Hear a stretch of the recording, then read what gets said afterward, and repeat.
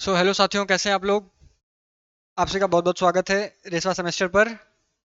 Chapter number 4 rotational motion, जिसे हिंदी में क्या कहते हैं, घूर्णन गति, हमारा चल रहा है। और अगले अगले लेक्चर में मैं आपका स्वागत करता हूं।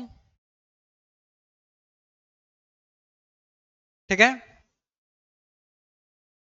तो आज से हम स्टार्ट करने वाले हैं क्या, इसी चैप्टर का एक बहुत इंपॉर्टेंट टॉपिक है, छोटा सा टॉपिक है, रोलिंग मोशन। ठीक है, रोलिंग मोशन ये स्टार्ट करने वाले हैं। और इससे पहले मैं आशा यही करता हूं कि आप लोगों को बाकी सारी चीजें जो इस चैप्टर में पढ़ाई गई हैं सभी क्लियर है। ठीक है, सभी क्लियर है। चैप्टर बहुत इंपॉर्टेंट है और काफी टाइम से चल भी रहा है, मतलब 10 दिन तो हो गया पढ़ते हुए। तो हम आगे की तरफ बढ़ते हैं। एक बार आप सभी से जानना चाहूंगा कि सभी लोगों को मैं ऑडिबल हूँ, विजिबल हूँ। चलो ठीक है, बातचीत कम करेंगे और पढ़ाई पे ज़्यादा फोकस करेंगे। क्योंकि क्या है कि हमारा कोर्स टाइम से ख़त्म होना है, तो हमें ज़्यादा पढ़ाई करनी होगी और बातचीत कम करनी होगी। ठीक है।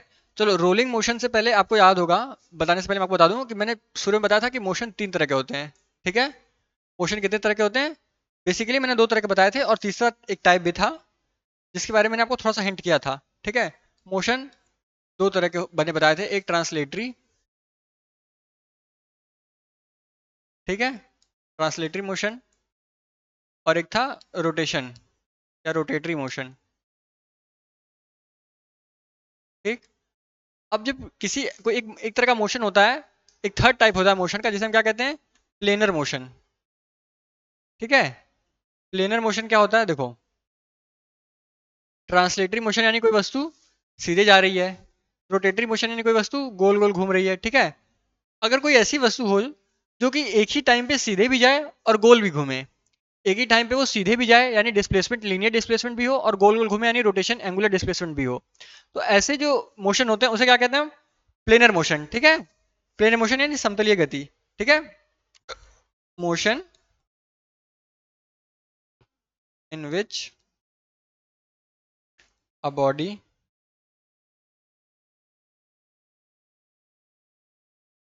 रोटेट्स एंड ट्रांसलेट्स, ट्रांसलेट मतलब विस्थापन तय करती है, लीनियर मोशन, और रोटेशन यानी घूर्णन करती है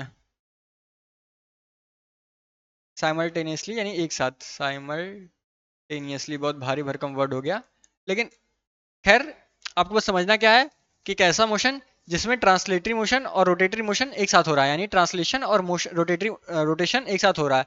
जब इन दोनों को साथ में करते हैं तो ऐसे मोशन को कहते हैं प्लेनर मोशन, हिंदी में समतलीय गति। ठीक है, अब समतलीय गति का जो एक सबसे अच्छा या जो हमारे कोर्स का उदाहरण है वो क्या है, वो है रोलिंग। क्या है, रोलिंग। रोलिंग मतलब इसको हिंदी में क्या कहते हैं, लुढ़कना। क्या कहते हैं हिंदी में, लुढ़कना। ठीक है, यानी रोल करना। आप कभी कार कार बाइक साइकिल आप सभी के पास होगी। ठीक है, आप लोगों ने उसका पहिया देखा है, उसका पहिया रोटेट करता रहता है। क्या, उसका पहिया एक एक्सिस पे रोटेट करता रहता है, यानी वहां पे क्या हो रहा है, रोटेशन। लेकिन वो पहिया रोटेट करने के साथ साथ आगे भी बढ़ता रहता है। पहिया आगे बढ़ता है तभी तो पहिया पूरी गाड़ी को या पूरी साइकिल को या पूरी बाइक को लेकर आगे बढ़ता है। पहिया घूमता तो रहता ही है, लेकिन घूमने के साथ साथ आगे भी बढ़ता रहता है। ठीक है, तो आगे भी बढ़ता है यानी ट्रांसलेशन भी हो रहा है, घूमता रहता है यानी रोटेशन भी हो रहा है। जब दोनों चीज एक साथ हो रहा है तो उस मोशन को क्या कहेंगे हम, उस टाइप के मोशन को कहेंगे रोलिंग। ठीक है, यानी लुढ़कना। ठीक है, हिंदी में बोले तो लुढ़कना, लुढ़कना। अब कुछ चीजों की हिंदी ऑडी होती है, जिसे रोटेटिंग हम परिभ्रमण कह सकते हैं, तो अच्छी हिंदी लगती है ना, लेकिन रोलिंग को लुढ़कना ही कहते हैं बेसिकली। ठीक है, तो कोई चीज रोल करती है सिंपली अगर अच्छा, अगले पेज पे देखते हैं, पहले रोलिंग मोशन का डेफिनेशन लिखवा देते हैं। ठीक है,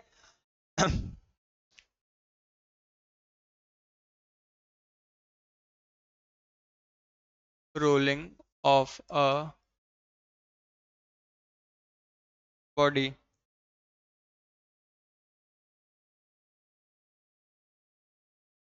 पहले हिंदी में लिखते हैं।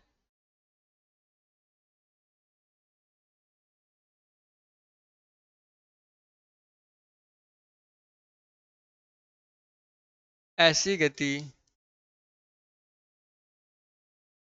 जिसमें पिंड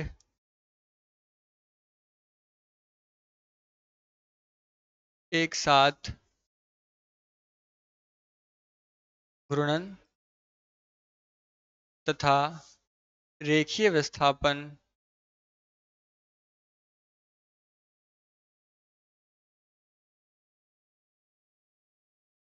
दोनों तय करता है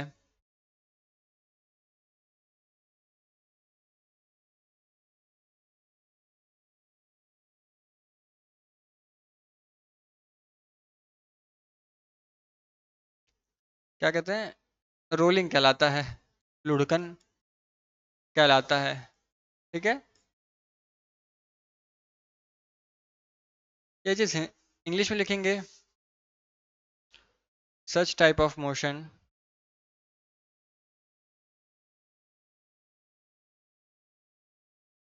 is called rolling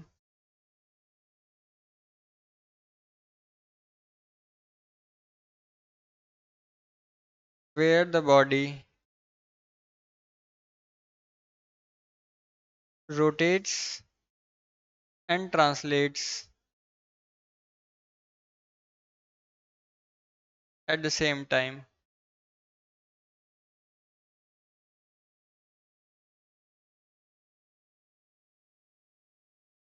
for example, पहिए की गति।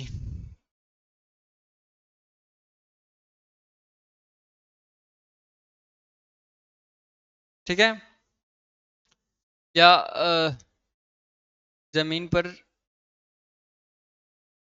गतिमान गेंद। आपने कभी गेंद को, फुटबॉल को लात मारी है? फुटबॉल देखो, लात मारोगे तो गोल गोल भी घूमेगी और आगे भी जाएगी। ठीक है, और क्या हो गया, और किसी पहाड़ से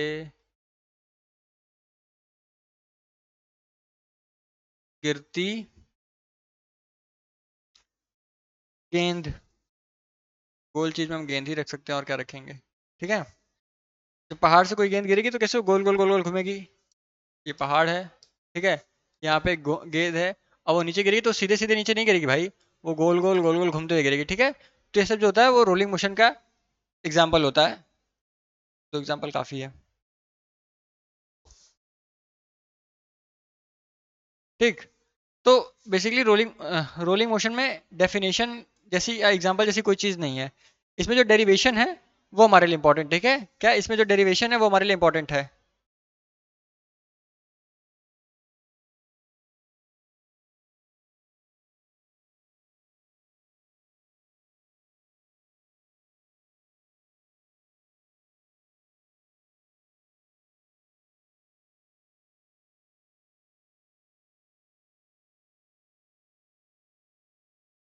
चलो ठीक है, तो मैं क्या बोल रहा हूँ कि हम लोगों को बेसिकली करना क्या है,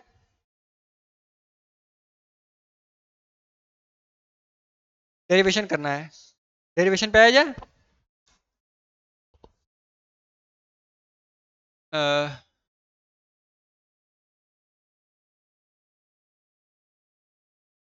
rolling of a body from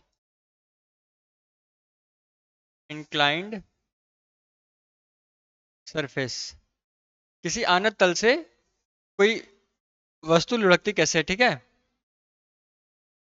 किसी अवनत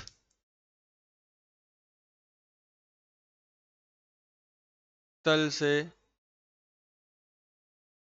वस्तु का लुढ़कना, ये हमारा आज का पॉइंट रहने वाला है।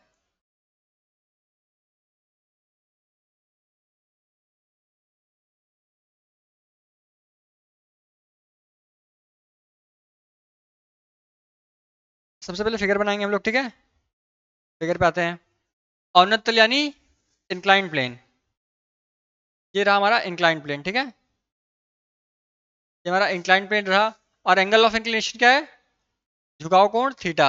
ठीक है, ये हमारा जो प्लेन है वो थीटा डिग्री पर इंक्लाइंड है। ठीक है, अब सिंपल सी बात है, यहाँ पे किसी वस्तु को रखना पड़ेगा हमें। वस्तु हमारी जो गोल होगी तभी तो लुढ़केगी। ठीक है, कोई भी गोल वस्तु का लुढ़कना आसान होता है।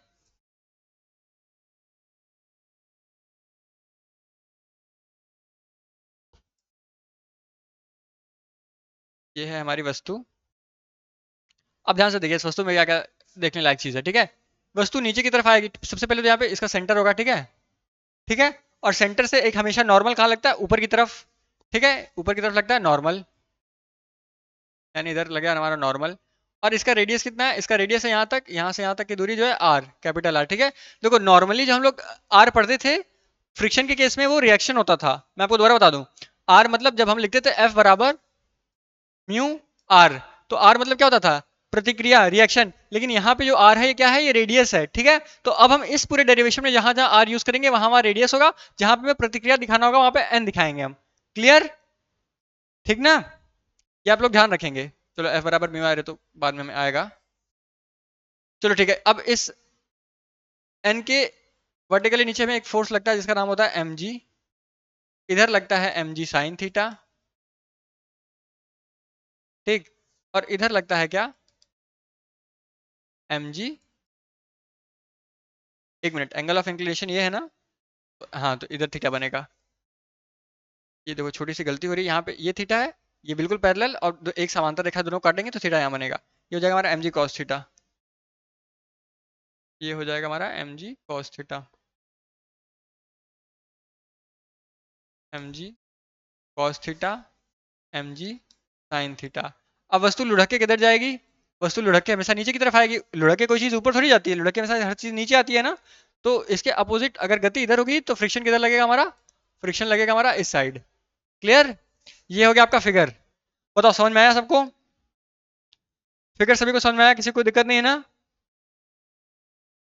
फिगर क्लियर है। अब ध्यान से देखिए, अब हम वही शुरू करेंगे डेरिवेशन जैसा हम कर रहे थे बार बार, जैसा हमने पिछले चैप्टर में वर्क पावर में कई बार किया था डेरिवेशन फ्रिक्शन पढ़ते हुए, वैसा ही डेरिवेशन यहाँ पे भी है, ठीक है। फ्रिक्शन का पूरा यूज होगा। मैं आपको दोबारा बता दूं कि फ्रिक्शन जब पढ़ते थे तो आर बराबर क्या होता था, रिएक्शन, लेकिन यहाँ पे आर क्या है, रेडियस। यहाँ पे रिएक्शन के लिए अभिलंब यानी नॉर्मल का यूज करेंगे हम, ठीक है। क्लियर, अब यहाँ पे ठीक है, अब देखते हैं गति इधर की तरफ हो रही है, यानी जो टोटल वही होगा कि बल की दिशा में विस्थापन, मतलब कुल बल बराबर हमारा क्या हो जाएगा, कुल बल बराबर हो जाएगा हमारा,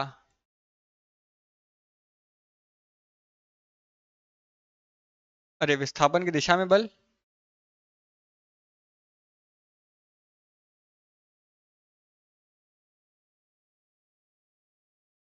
गति की दिशा में बल माइनस गति की दिशा के विपरीत बल, यही होता था फॉर्मूला ना। गति की दिशा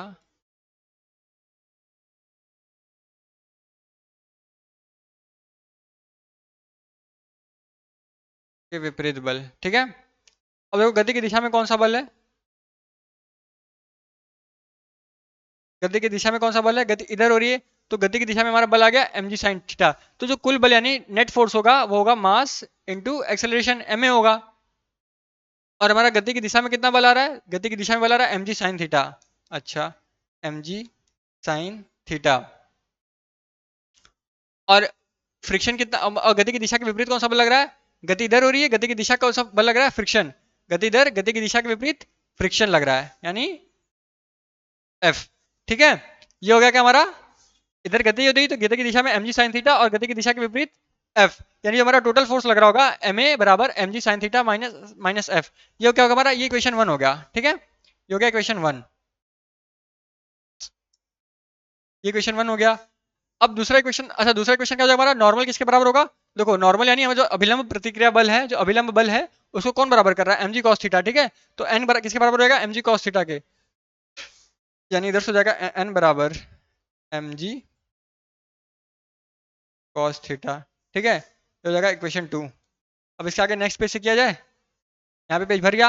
आप लोगों को दोबारा बता देता हूँ कि फिगर में क्या है, एक गोल वस्तु है, ठीक है, एक गोल पिंड है, नीचे की तरफ गति कर रहा है। तो एकदम उसका फोर्स नीचे mg, और सरफेस के परपेंडिकुलर नॉर्मल, नॉर्मल के अपोजिट mg cos थीटा, इस तरफ mg sin थीटा, एक horizontal component mg cos theta हो गया, vertical component mg sin theta, और mg sin थीटा यानी गति की दिशा के विपरीत फ्रिक्शन लग रहा है, ठीक है। अब सारे बलों को हमने यहाँ पे लिख लिया है। क्लियर, अब आप लोगों को देखना है क्या है, देखो अब आप लोग एक चीज देख चुके हैं पहले से ही कि टाउ बराबर क्या होता है। टाउ को पता, बल आघूर्ण, ठीक है, यानी बल आघूर्ण, ठीक है।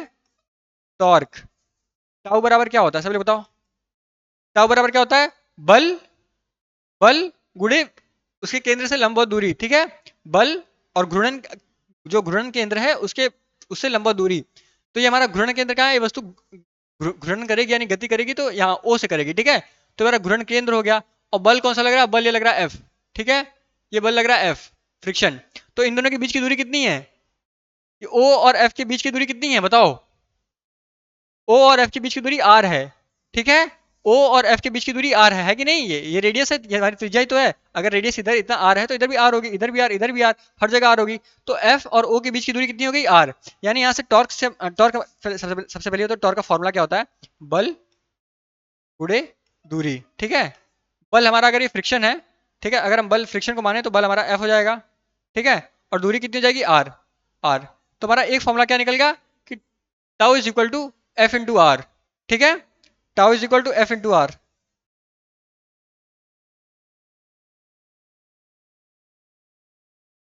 ये हो गया हमारा tau is equal to f friction into r, f यानी फ्रिक्शन है, ठीक है, tau is equal to f into r. अब एक और चीज देख लेते हैं कि हम टाउ का एक और फॉर्मूला पढ़ के आए हैं, आप लोगों को पता कि नहीं। अब टाउ का हम लोग एक और फॉर्मूला पढ़ के आए हैं जिसको कहते हैं टाउ इज इक्वल टू क्या होता था, आई अल्फा, ठीक है। जब हमने बल आघूर्ण, ठीक है, बल आघूर्ण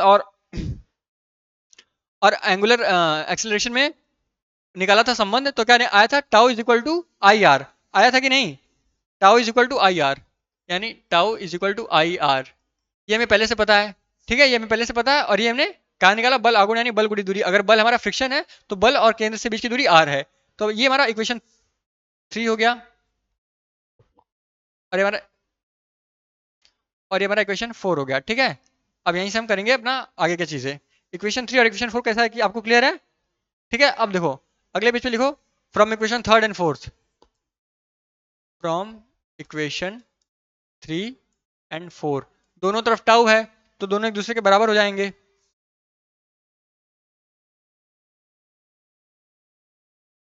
यानी आई अल्फा बराबर क्या हो जाएगा, फ्रिक्शन इंटू आर।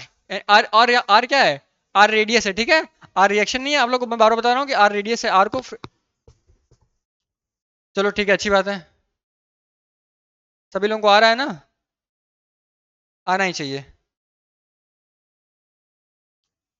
अब यहां से फ्रिक्शन की वैल्यू क्या हो जाएगी हमारी, एफ बराबर क्या हो जाएगा, एफ बराबर हो जाएगा आई अल्फा अपॉन आर, ठीक है। ये भी इंपॉर्टेंट, इसको भी नोट करेंगे हम। अब हमें एक चीज और पता है कि अल्फा बराबर क्या होता है, आप लोगों को पता है कि नहीं, ए बराबर होता है आर अल्फा, ठीक, ये चीज पता है, ये इसको किनारे रखते हैं। हमें ए बराबर होता है आर अल्फा, तो यहां से अल्फा की वैल्यू कितनी आ गई, अल्फा बराबर हो गया ए अपॉन आर। तो क्या अल्फा की वैल्यू वहां पे रख सकते हैं हम लोग, ए अपॉन आर रख देते हैं।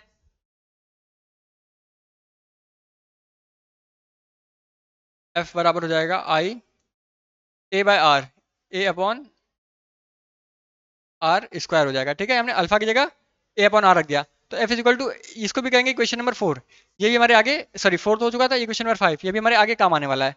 क्लियर, इक्वेशन नंबर 5 मिल गया, क्लियर है कि नहीं, सभी लोग बताओ। अब एफ का वैल्यू कहाँ रखेंगे हम, ये जो समीकरण 5 है इसका वैल्यू हम रखेंगे इक्वेशन 1 में। इक्वेशन 1 हमारा कहाँ गया, ये रहा, ठीक है। एफ की वैल्यू क्या रखेंगे हम, इक्वेशन 1 में रखेंगे। Clear,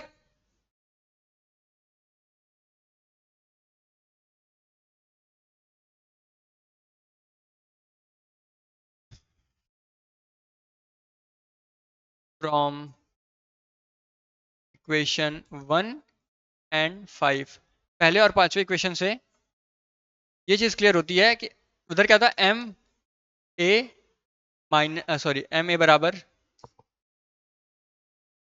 M G sine theta minus F था ना, तो एफ की वैल्यू क्या हो गई, आई ए बटे आर स्क्वायर। यहां तक किसी को दिक्कत, यहां तक आप सभी लोगों को समझ में आ रहा होगा, ठीक है। अब इसके आगे इस तरफ करते हैं। देखो बार बार इक्वेशन 1 कहाँ से आया था हमारा, इक्वेशन 1 फिगर से आया था, ठीक है, इक्वेशन 1 फिगर से आया था, और हमने इक्वेशन 1 में क्या किया, एफ की वैल्यू रख दी। एफ की वैल्यू कहाँ से निकाली हमने, अभी तक डेरिवेशन करके हमने एफ की वैल्यू निकाली है आई ए अपॉन आर स्क्वायर। क्लियर है। अब कुछ ज्यादा नहीं करना, अब हमें सब इधर उधर करना है, ठीक है। mg sin थीटा को एक तरफ कर देंगे और बाकी सारी चीजों को एक तरफ।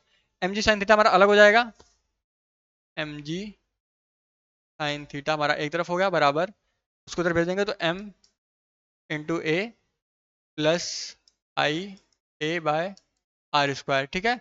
अब ए को अगर हम लोग कॉमन ले लें, सॉरी ए को कॉमन, हाँ, m ji sine theta, a इधर से हमारा कॉमन हो जाएगा, m plus I by are square. अच्छा, एम को भी अगर हम लोग यहाँ से कॉमन ले लें, देखो अगर यहाँ से हम एम को भी कॉमन ले लें तो यहाँ पे नीचे एम आर स्क्वायर आ जाएगा, इधर एम गया, इधर एम का डिवीजन हो जाएगा।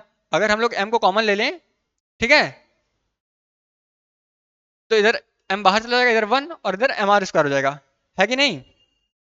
तो इसको लिख सकते हैं हम एम जी साइन थीटा बराबर, एम भी कॉमन ले लिया ए, और एम कॉमन लिया तो इधर बचा वन प्लस आई, और इधर हो जाएगा आई अपॉन एम आर स्क्वायर। यहाँ पे एम कैसे आया, क्योंकि यहाँ से हम एक एम बाहर लिए हैं, बाहर लेने का मतलब यहाँ पे वन हो जाएगा ना, हाँ। यहाँ पे बाहर लेने का मतलब क्या होता है, एम से डिवाइड करना। तो यहाँ पे एम था तो एम को एम से डिवाइड किया तो वन आ गया, यहाँ पे एम को एम से डिवाइड किया तो आई अपॉन एम आर स्क्वायर आ गया। क्लियर, बताओ समझ में आया।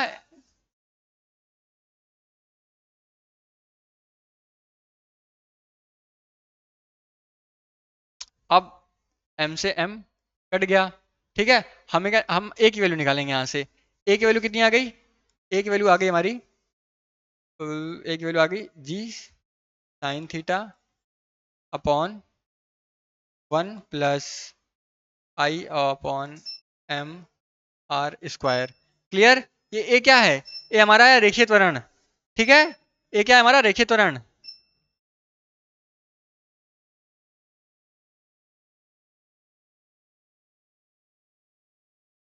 यहाँ पे लिख देते हैं रेखीय त्वरण,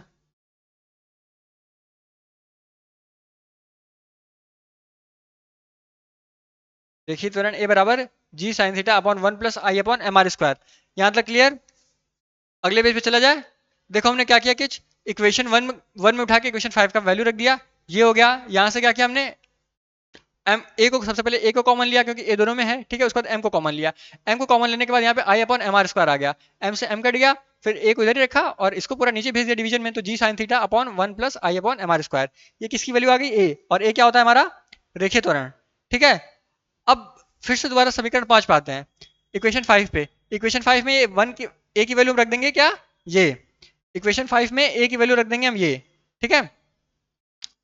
आते हैं इधर,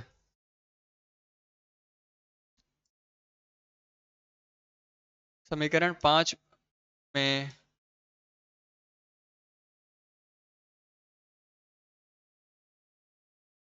ए का मान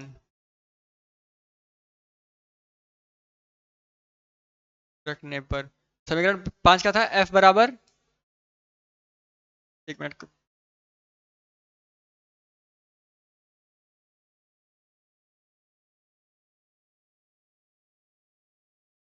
देखो इधर समीकरण 5 का क्या, एफ बराबर आई ए अपॉन आर स्क्वायर था ना, तो ए की वैल्यू क्या रख देंगे, ये रख देंगे, आई अपॉन आर स्क्वायर तो रहेगा ही, एफ बराबर आई बाय आर स्क्वायर तो रहेगा ही, और ए की जगह क्या आ गया, ए की जगह आ गया हमारा जी साइन थीटा, बताओ सभी लोग, G sine theta one plus I upon M R square, यही है कि नहीं, यही है कि नहीं भाई, G sine theta upon one plus I upon M R square, ठीक है। ये ए की वैल्यू आ गई, बताओ यहाँ तक सभी को समझ आया।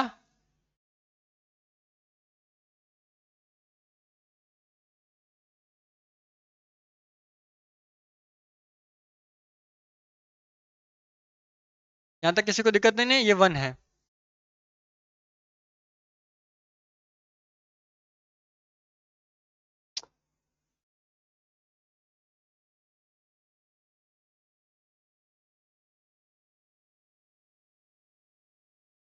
ठीक है, तो ये हमारा होगा फ्रिक्शन, कि हमें फ्रिक्शन कितना लगता है।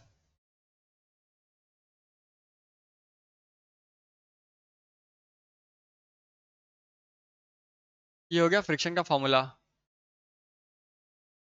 कि कोई भी चीज जब रोलिंग करती है तो उस पर फ्रिक्शन कितना लग रहा होता है, कितना लग रहा होता है, I upon are square ji sine theta one plus I upon M R square. Clear, अब इसके बाद अभी एक और जगह जाएंगे हम, ठीक है, म्यू की वैल्यू निकालेंगे। तो आप सभी लोगों को पता है कि फ्रिक्शन का फॉर्मूला क्या होता है, एफ बराबर होता है, सभी को पता है एफ बराबर क्या होता है, म्यू इंटू एन। ठीक है, एन क्या है, नॉर्मल, जो पहले हम फ्रिक्शन पढ़ते वक्त आर यूज कर रहे थे वहां पे उसकी जगह एन यानी नॉर्मल, दोनों एक ही चीज होती है, चाहे रिएक्शन करो चाहे नॉर्मल करो। ठीक है, तो एफ बराबर म्यू एन होता है। दिख रहा है कि नहीं ये चीज, हाँ दिख रहा है, एफ बराबर म्यू एन होता है। अब हम यहाँ पे रखेंगे एफ बराबर म्यू एन, ठीक है, एफ की जगह म्यू एन रखेंगे, यानी म्यू एन बराबर I upon are square ji sine theta upon 1 + I upon M R square. अभी आप लोग देखना है कितना बड़ा हो जाएगा।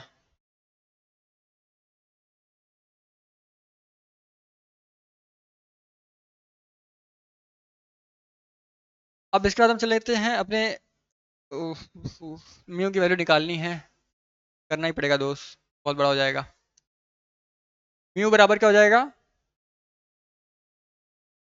आई अपॉन आर स्क्वायर, हो गया हमारा जी sine theta 1 + I upon M R square, ये होल के अपॉन इधर से म्यू आया एन नीचे आ गया। ठीक है, और एन की वैल्यू क्या है, हम सीधे यहाँ पे एन की वैल्यू रख देंगे। ठीक है, एन की वैल्यू क्या है,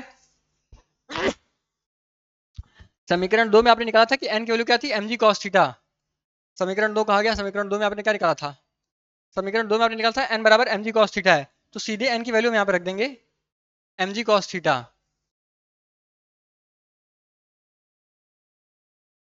एम जी कॉस थीटा। ठीक है, समीकरण 2 से यहाँ पे मैं लिख दूंगा from equation 2, from equation 2 mu बराबर I upon are square ji sine theta upon 1 + I upon M R square M ji cos theta. अब सिंपल सा डिवीजन है। ठीक है, एम जी कॉस थीटा के अगर नीचे हम 1 माने,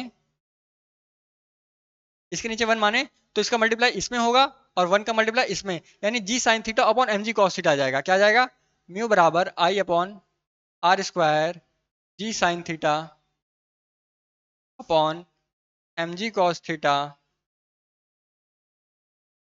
और इधर क्या आ जाएगा, इधर आ जाएगा हमारा 1 + I upon M R square. ठीक है, ये हो जाएगा हमारा किसकी, म्यू की वैल्यू। फिर यहाँ से म्यू बराबर आ जाएगा हमारा, जी से जी कट जाएगा, sine theta upon cos theta tan theta हो जाएगा, यानी आई बटे r square tan theta upon m 1 + I upon M R square. ये हो जाएगा हमारा म्यू का फॉर्मूला। क्लियर, ये हो जाएगा क्या हमारा म्यू का formula, I upon are square tan theta m 1 + I upon M R square. बताओ किसी को कोई दिक्कत,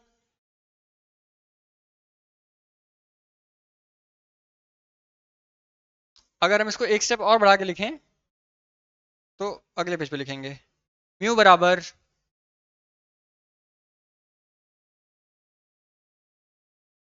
1 upon M R square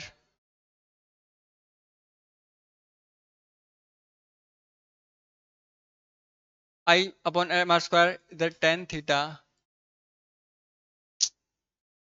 upon 1 + I upon M R square. ठीक, ये क्या हो गया हमारा फ्रिक्शन ऑफ कोफिशिएंट का फॉर्मूला।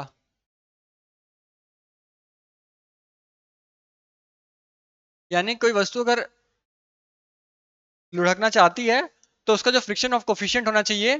ठीक है, अगर किसी वस्तु को लुढ़कने से रोकना है, मतलब कई बार ऐसी चीजें होती है ना, जैसे मैंने क्या बताया, पहाड़ पे किसी गेंद का एग्जांपल दिया, अगर इसको मैं लुढ़कने से रोकना है तो मैं इसका फ्रिक्शन कोफिशिएंट कितना रखना होगा, इससे अधिक रखना होगा। ठीक है, क्योंकि इतने पर तो ये लुढ़कना स्टार्ट कर देगी, इतने पर ये लुढ़कना स्टार्ट कर देगी, अगर इससे अधिक होगा तो नहीं नहीं लुढ़कने देगी। ठीक है, म्यू बराबर I upon M R square tan theta 1 + I upon M R square. ठीक है, क्लियर।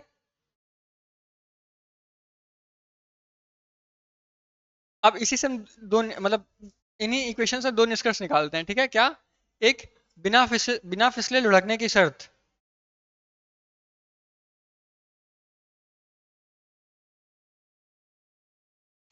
एक क्या निकलती है हमारी,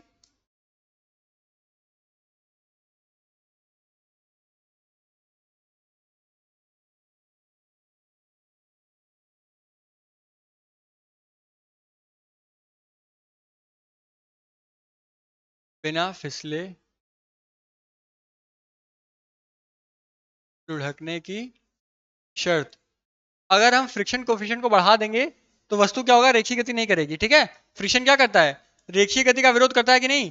तो अगर हम फ्रिक्शन बढ़ा देंगे तो वस्तु जो कि रेखीय गति नहीं करेगी। और फ्रिक्शन बढ़ाने का क्या केस होता है, म्यू को बढ़ा दो। तो अगर म्यू की वैल्यू, ध्यान से देखो, अगर म्यू की वैल्यू हमारी होगी कितनी, अगर हमारे म्यू की वैल्यू हो गई तुम्हारी इससे अधिक, आई अपॉन एम आर स्क्वायर अंदर ten theta upon 1 + I upon M R square, इससे अधिक हो गई, तो फिर क्या होगा, जो वस्तु है वो बिना फिसले लुढ़कना शुरू करेगी। ठीक है, बिना फिसले लुढ़कना स्टार्ट कर देगी। समझ में आ रहा है। देखो मुझे पता थोड़ा टफ है, थोड़ा टफ है, लेकिन क्या कर सकते हैं, यही है।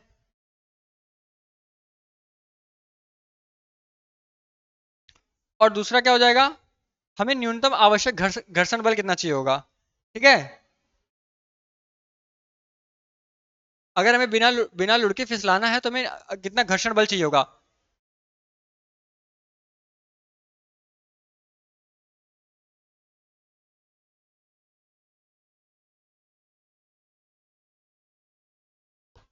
ठीक है,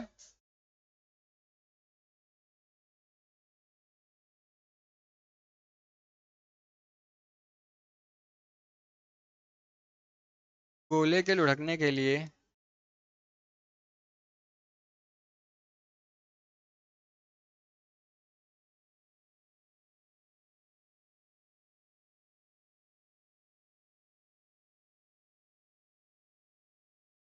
न्यूनतम घर्षण बल कितना होगा।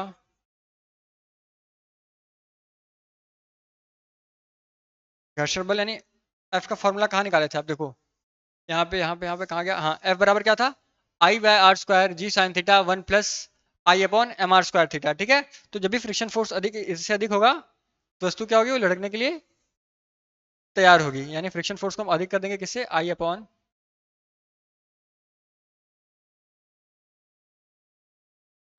M R square, sorry I upon are square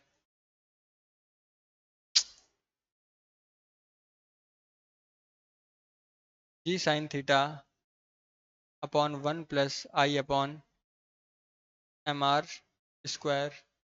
ठीक है, ये चीजें आप याद रखेंगे, यही था हमारा रोलिंग। ठीक है, अब तीन कंडीशन है रोलिंग की, उसके बारे में बात करते हैं कि प्योर रोलिंग क्या होती है, और तीन कंडीशन मतलब कैसे कोई पहिया गति करता है। ठीक है, समझे आप लोग। एक बार बताओ, सभी लोगों को भी डेरिवेशन समझ में आया। ठीक है, इसमें डेरिवेशन ही था, ज्यादा कुछ नहीं है। ठीक,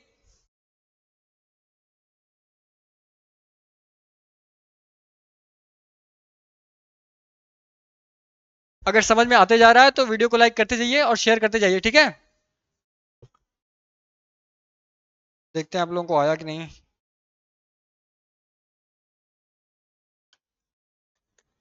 ठीक है, रिपीट करता हूँ एक बार, देखो दोबारा से देखो हुआ क्या है। हमारा क्लास स्टार्ट हुआ यहाँ से।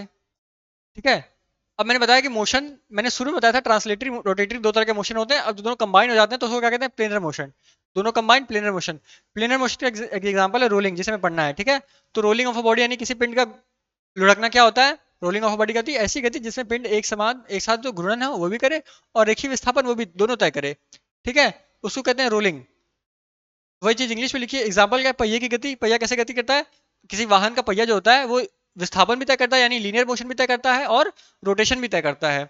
और दूसरा जमीन पर गतिमान गेंद, अगर आप किसी फुटबॉल को या किसी बॉल को जमीन पर फेंकेंगे तो क्या होगा, वो रोटेट भी करेगी अपने एक्सिस पे और आगे भी चलती जाएगी। तो इस तरह के मोशन को क्या कहते हैं, रोलिंग कहते हैं। अच्छा, अब रोलिंग में करना क्या है, डेरिवेशन करना है। Rolling of a body from inclined surface, हमारा टॉपिक का नाम है, मतलब यही बुक में हेडिंग यही है, कोर्स में भी हेडिंग यही है, हमें ये निकालना है डेरिवेशन। आपको फॉर्मूला, बहुत कम चांस है कि एग्जाम में इतना बड़ा डेरिवेशन पूछेगा, लेकिन अगर पूछ ले तो उसके लिए हमें तैयार रखना है। ठीक है, खैर, एक मिनट।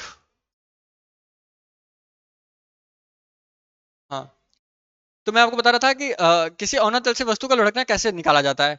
ये वस्तु है, कैसी वस्तु है? नॉर्मल वस्तु स्क्वायर जो होता है स्क्वायर लुढ़क नहीं सकता, ठीक है, लुढ़कने के लिए क्या गोल पिंड होना चाहिए, ठीक है। इसलिए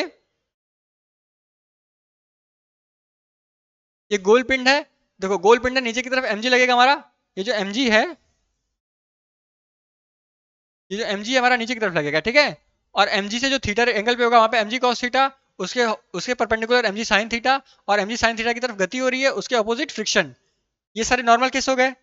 अब देखो हमारे जो फ्रिक्शन के टाइम पे हम क्या यूज करते हैं फॉर्मूला, कि जो टोटल फोर्स होता है, फोर्स नेट फोर्स होता है, क्या होता है, गति की दिशा में कितना बल लगा है माइनस गति की दिशा के विपरीत कितना बल लगा है। तो गति की दिशा नीचे की तरफ है, नीचे की तरफ बल कितना है mg sin थीटा, माइनस गति की दिशा के विपरीत फ्रिक्शन लग रहा है यानी mg sin theta minus f। ये क्या हो गया हमारा नेट फोर्स यानी ma। अच्छा, अब हमारा नॉर्मल यानी अभिलंब प्रतिक्रिया बल, अभिलंब यानी नॉर्मल, उसके अपोजिट mg cos थीटा लग रहा है, तो नॉर्मल जो है वो mg cos थीटा को इक्वेट कर रहा है, तो n बराबर क्या हो गया mg cos theta. Clear, equation 1 equation 2, ठीक है। अच्छा, दूसरी चीज हमें क्या है, हमें पता है कि बल आघूर्ण बराबर होता है बल गुणे लंबवत दूरी। तो अगर हमारा बल, अगर हम बल मान लीजिए फ्रिक्शन है, ठीक है, अगर हम इस फ्रिक्शन को मान लें कि ये हमारा बल है, तो बल और इसकी घूर्णन अक्ष से लंबवत दूरी, तो घूर्णन जो हमारा बिंदु है वो क्या हमारा आर है, मतलब आर नहीं, हमारा पॉइंट है ओ, केंद्र है घूर्णन केंद्र। तो ओ से रोटेट कर रही है, अब ओ से एफ की दूरी कितनी है, ओ से एफ की दूरी हमारी त्रिज्या होगी, रेडियस होगा, वही होगा रेडियस मतलब आर। तो टाउ बराबर क्या हो गया, बल यानी फ्रिक्शन गुणे दूरी यानी radius r, f into r. अब हमें ये चीज तो हमने पहले बताया कि टाउ बराबर आई इंटू आर। हमने जब बल आघूर्ण और कोणीय विस्थापन का संबंध पढ़ा था, सॉरी कोणीय विस्थापन नहीं, कोणीय त्वरण का, ठीक है, एंगुलर एक्सेलरेशन का, तो मोमेंट ऑफ फोर्स और एंगुलर एक्सेलरेशन का संबंध पढ़ा था, हमें पता था टाउ बराबर क्या होता है आई इंटू आर, ठीक है, ये संबंध वहां से आया, और टाउ बराबर एफ आर यहाँ से आया। क्लियर, सब कुछ आ गया। अब हम इन दोनों को बराबर रखेंगे तो एफ आर बराबर आई आर हो जाएगा, ठीक है। अगले स्टेप में यहाँ देखो, एफ आर बराबर आई आर हो गया। अब एफ की वैल्यू क्या हो गई, I alpha upon r, alpha की वैल्यू क्या होती है ए अपॉन आर, जो यहाँ पे हमने किया है ना उसको यहाँ पे लिख दो,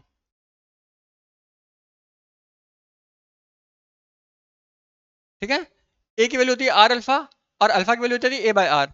तो हमने ए की वैल्यू रख दी, अल्फा की वैल्यू रख दी ए बाय आर, तो हो गया आई ए अपॉन आर स्क्वायर, ठीक है। अब यहाँ से क्या करते हैं, इक्वेशन पहले में, इक्वेशन वन में एफ की वैल्यू रख देते हैं। इक्वेशन वन में एफ की वैल्यू रखी, यहाँ पे एफ था, तो आई ए अपॉन आर स्क्वायर हो गया। अब इसी को सॉल्व करते हुए गए तो हमारा आ गया कितना, हाँ, जी साइन थीटा बराबर A one upon I upon M R square. अब ए को हमने इधर रखा और पूरे इधर भेज दिया, तो हमारा ए क्या है, रेखीय त्वरण। यहाँ पे ए जो आया है वो क्या है, ए रेखीय त्वरण होता है, सॉरी, ए हमारा रेखीय त्वरण होता है, और हमारा अल्फा क्या होता है, कोणीय त्वरण। तो रेखीय त्वरण ए बराबर G sine theta upon one plus I upon M R square. अब इसको हमने कहाँ रखा, इसको हमने रखा समीकरण 5 में। समीकरण 5 क्या था, आई ए अपॉन आर स्क्वायर था, ए की वैल्यू हमने ये रख दी, यानी समीकरण समीकरण 5 से हमें ये मिल गया कि फ्रिक्शन फोर्स जो लगना चाहिए लुढ़कने के लिए वो कितना होना चाहिए, कम से कम इतना तो होना चाहिए, इसके बाद चाहे जितना हो, ठीक है, इतना तो होना चाहिए, किसी चीज को लुढ़काने के लिए इतना फ्रिक्शन लगना चाहिए। अच्छा,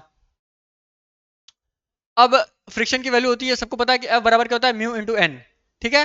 एफ बराबर क्या होता है, म्यू इंटू एन, इसको भी यहाँ पे लेते आते हैं।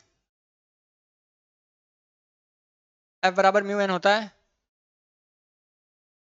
एफ बराबर म्यू एन होता है, तो म्यू एफ की जगह हमने म्यू एन रख दिया, और एन की वैल्यू क्या थी, एम जी कॉस थीटा।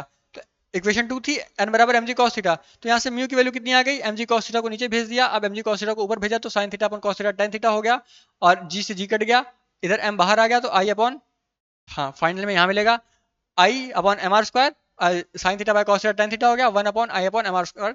यानी ये हो गया हमारा फ्रिक्शन कोफिशिएंट।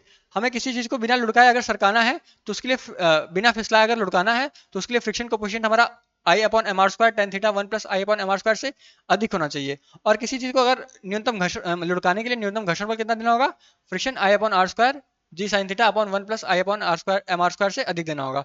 अब बताओ सभी को समझ में आया, ठीक है। कथा जैसा लग रहा था ना, लेकिन कोई बात नहीं, आप दोबारा देखना, दोबारा देखेंगे तो आपको दोबारा समझ में आएगा और अच्छे से। फिर तीसरी बार देखिएगा, फिर चौथी बार देखिएगा, 3 बार में हो जाएगा, चौथी बार देखने की जरूरत नहीं पड़ेगी। एग्जाम में आने का कम चांस है, मैं आपको पहले बता रहा हूँ कि एग्जाम में आने का कम चांस है, लेकिन चूंकि सिलेबस में तो आपको पढ़ना तो पड़ेगा, क्या पता एग्जाम में आ जाए तो 5 नंबर का सवाल है, ठीक है। अब हम लोग को डेरिवेशन थोड़े कम करने चाहिए, क्योंकि पैटर्न चेंज होगा। अगर पहले 5 नंबर का पैटर्न था तो डेरिवेशन आते हैं, लेकिन अब पैटर्न चेंज हो जाएगा ना, तो डेरिवेशन कम करने होंगे। कोई नहीं, बताओ सभी लोगों को समझाया, समझ में आ गया, आगे बढ़ा जाए। कंडीशंस ऑफ रोलिंग पे बढ़े।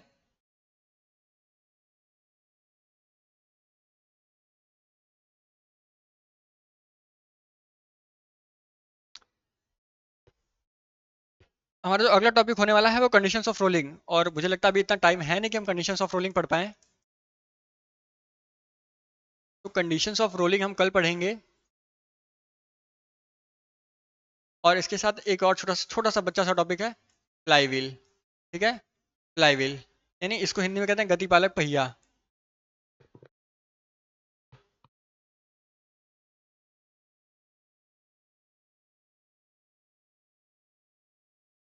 गतिपालक पहिया या चक्र कुछ भी कह लो, फ्लाई व्हील। ये कहाँ यूज होता है? हमारे ऑटोमोबाइल्स में यूज होता है।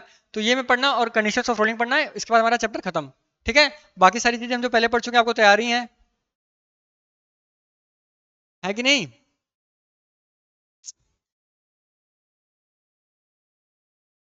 चलो, तो अब क्या बचेगा हमारा? न्यूमेरिकल्स। न्यूमेरिकल्स करेंगे इसके बाद। ये कल अगर हमारा खत्म हो जाता है तो फिर न्यूमेरिकल्स देखते हैं, ठीक है? क्योंकि न्यूमेरिकल्स छूट रहे हैं और न्यूमेरिकल्स आने के पूरे पूरे चांस है। ठीक है, छोटे भी न्यूमेरिकल्स करेंगे, छोटे न्यूमेरिकल्स आने के इनफेक्ट ज्यादा चांस है, क्योंकि कब कब नंबर के जो क्वेश्चन होने वाले हैं मुझे लगता है उसमें न्यूमेरिकल्स ही डाले जाएंगे। बड़े बड़े क्वेश्चन में थ्योरी या डेरिवेशन पूछे जाएंगे। चलो, तो आज के लिए फिलहाल इतना रखेंगे। अगर आपको कोई आपत्ति हो, कोई संशय हो, कोई क्वेश्चन हो, कोई क्वेरी हो, तो कमेंट बॉक्स खुला हुआ है, आप उसमें पूछ सकते हैं और आपके क्वेश्चन का जवाब जरूर से जरूर दिया जाएगा। उम्मीद करता हूँ आप लोगों को 4 चैप्टर खत्म हो गए हैं। ठीक है, खत्म होने को हैं, कल होपफुली आखिरी लेक्चर होगा।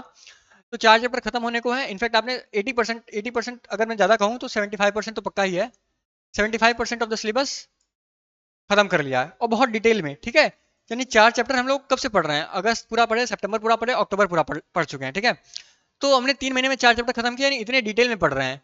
तो आशा मेरी यही है आप लोगों से कि आप लोगों को फिजिक्स एग्जाम में कोई दिक्कत नहीं होने वाली, और अगर कोई दिक्कत होने वाली है तो आप उसके क्वेश्चंस पहले से पूछे करिए। ठीक है, आपके पास जो भी क्वेश्चन बैंक हो उसके क्वेश्चंस देखिए आपको मिल रहे हैं कि नहीं। वो सारे काम हम लोग करवाएंगे लेकिन एग्जाम के टाइम में करवाएंगे। ठीक है, अभी जैसे हमारा कोर्स चल रहा है उसके अकॉर्डिंग आपको क्या करना है, आप क्वेश्चन बैंक देखते रहिए, जो पढ़ाया गया है वो क्वेश्चन पूछे गए कि नहीं। अगर आपको वहीं लगता है कि नहीं ये क्वेश्चन नहीं पूछा गया है, तो आप उसको पूछिए, कमेंट बॉक्स में पूछिए, चैट में पूछिए, ग्रुप में पूछिए। ठीक है, और हाँ, एक दो चीज मुझे पता है कि चैप्टर 3 में वो कैपलर्स लॉ ऑफ ग्रेविटी एक लेक्चर का टॉपिक है, वो बचा हुआ है, और फ्रिक्शन ब्रेक। हाँ, ये 2 चीजें बची हुई हैं, 2 लेक्चर इसमें लगेंगे, वो खत्म कर दिया जाएगा। और तो मुझे कुछ छूटा हुआ नहीं दिख रहा है, बाकी सब अप टू डेट कंप्लीट है। जितना सिलेबस में मेंशन्ड है, एनसीईआरटी में दिया हुआ है, वो सब पढ़ा गया, उससे अधिक पढ़ा गया भले से, लेकिन उससे कम कुछ नहीं पढ़ा गया है। ठीक है, चलो, तो आज के लिए फिलहाल इतना ही रखते हैं। बहुत बहुत धन्यवाद जुड़ने के लिए। उम्मीद करता हूँ आपको वीडियो अच्छा लगा होगा, तो प्लीज लाइक करके जाइएगा, दोस्तों के पास शेयर करते रहिएगा, चैनल को सब्सक्राइब कर दीजिएगा। कोई क्वेश्चन बचा हो तो मैं फिर से कह रहा हूँ, कमेंट बॉक्स खुला हुआ है, कमेंट में जरूर पूछेगा। क्वेश्चन अपने पास मत रखिए, क्योंकि हम पढ़ा रहे हैं इतने महीने से, तो हम चाहते हैं कि आपके पास कोई क्वेरी ना बचे, कोई क्वेश्चन ना बचे कोर्स से रिलेटेड। ऐसा नहीं कि कुछ भी फालतू में पूछ लोगों कि एग्जाम कब होगा, सबका ये पूछना होता है एग्जाम कब होगा। अरे एग्जाम जब होना होगा तब होगा, आप अपने लिए तैयार रहिए। ठीक है, चलिए, बहुत बहुत धन्यवाद सभी का। Thank you all of you.